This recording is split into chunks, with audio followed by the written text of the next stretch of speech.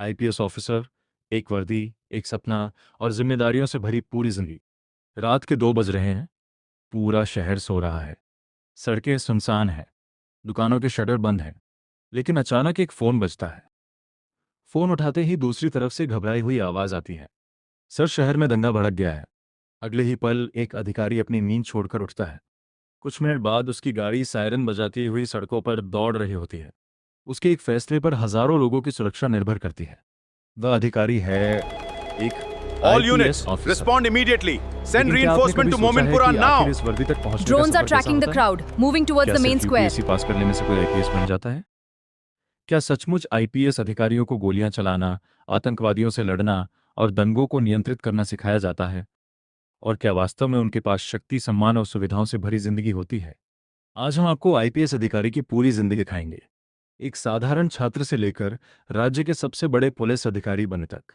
ये सिर्फ एक नौकरी की कहानी नहीं है, ये एक मिशन की कहानी है। एक ऐसी जिंदगी की कहानी जिसमें छुट्टियां कम और जिम्मेदारियां ज्यादा होती हैं। कहानी शुरू होती है एक छोटे से कमरे से, जहां एक छात्र देर रात तक पढ़ाई कर रहा है।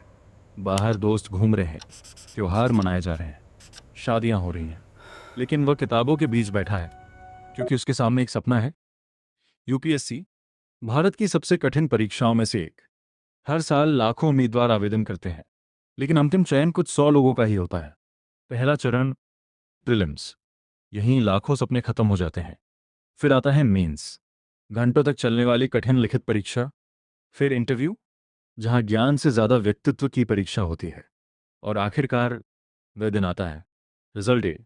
स्क्रीन पर अपना नाम देखकर वर्षों की मेहनत सफल हो जाती है। लेकिन यहीं एक बड़ा भ्रम टूटता है, क्योंकि यूपीएससी पास करना मंजिल नहीं है, ये तो सिर्फ प्रवेश द्वार है। असल सफर अब शुरू होता है। चयन के बाद युवा अधिकारी मसूरी पहुंचते हैं। बादलों से घिरे पहाड़, ठंडी हवाएं और देश के सबसे प्रतिभाशाली युवाओं का जमावड़ा। यहीं शुरू होता है फाउंडेशन कोर्स। भविष्य के आईएएस, आईपीएस और आईएफएस अधिकारी एक साथ प्रशिक्षण लेते हैं। यहाँ उन्हें सिर्फ प्रशासन नहीं सिखाया जाता, उन्हें नेतृत्व सिखाया जाता है, टीम वर्क सिखाया जाता है और सबसे महत्वपूर्ण, देश सेवा का अर्थ सिखाया जाता है। लेकिन आईपीएस अधिकारियों की असली परीक्षा अभी बाकी होती है।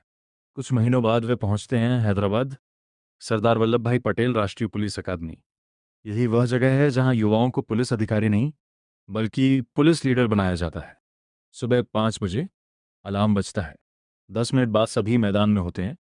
कई किलोमीटर की दौड़, कठिन शारीरिक प्रशिक्षण, बाधा दौड़, हथियार प्रशिक्षण, घुड़सवारी, कमांडो ड्रिल, फायरिंग, जंगल सर्वाइवल, दंगा नियंत्रण, आतंकवाद विरोधी अभियान।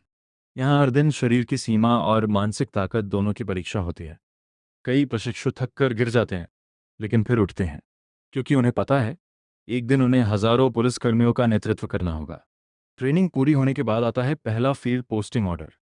अब वह प्रशिक्षु नहीं रहा, अब वह असिस्टेंट सुपरिंटेंडेंट ऑफ पुलिस है, एएसपी। पहली बार उसके कंधों पर सितारे लगते हैं। पहली बार लोग उसे सलाम करते हैं। पहली बार उसे एहसास होता है कि अब उसकी हर गलती और हर फैसला हजारों लोगों को प्रभावित करेगा। कुछ वर्षों बाद वह एडिशनल एसपी बनता है, फिर एसपी, और यहीं से शुरू होती है असली शक्ति और असली जिम्मेदारी। एक जिले का पुलिस प्रमुख, पूरा जिला उसके नेतृत्व में काम करता है। हत्या का, गैंगस्टर का एनकाउंटर हो, दंगा रोकना हो या वीआईपी सुरक्षा, आखिरी जिम्मेदारी उसी की होती है। कई बार वह लगातार 2-0 घंटे काम करता है। कई बार त्योहार परिवार के साथ नहीं बल्कि कंट्रोल रूम में बीतते हैं। कई बार रात का खाना भी नसीब नहीं होता। लेकिन यही आईपीएस की वास्तविक जिंदगी है। समय बीतता है, अनुभव बढ़ता है और प्रमोशन शुरू होते हैं। एएसपी से एडिशनल एसपी, एडिशनल एसपी से एसपी, एसपी से डीआईजी, डीआईजी से आईजी, आईजी से एडीजी और अंततः DGP, director general of police. राज्य की पूरी पुलिस व्यवस्था का सर्वोच्च अधिकारी।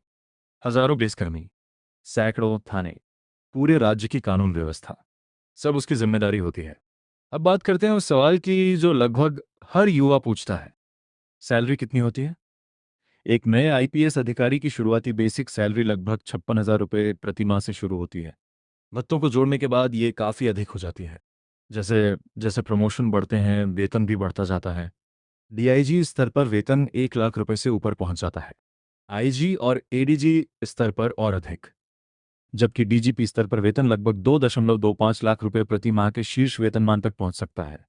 लेकिन आईपीएस अधिकारी की असली पहचान वेतन नहीं है, उसके साथ मिलने वाली जिम्मेदारियां और सुविधाएं हैं। सरकारी बंगला, आधिकारिक वाहन, ड्राइवर, सुरक्षाकर्मी, सरकारी चिकित्सा सुविधाएं, घरेलू स्टाफ, यात्रा सुविधाएं और कई अन्य प्रशासनिक लाभ। लेकिन इन सुविधाओं की कीमत भी होती है।